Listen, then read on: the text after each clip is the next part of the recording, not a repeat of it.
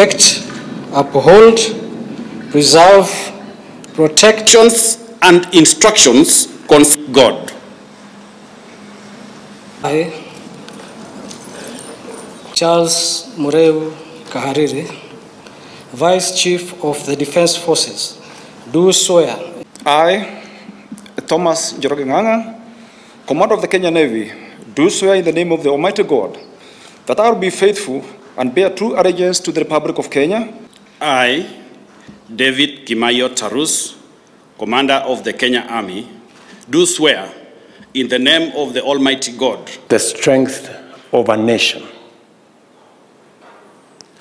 comes from the strength of institutions that make up the nation. Our Kenya Defense Forces is a very important institution in the Republic of Kenya. It is an important institution because it is among the critical institutions that provide stability to the nation. Without security and stability, it becomes much more difficult to achieve all the other aspirations as a nation.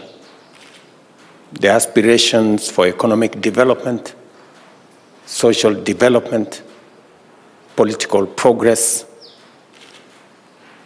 will be undermined if institutions that guarantee the stability of a nation are not in good shape.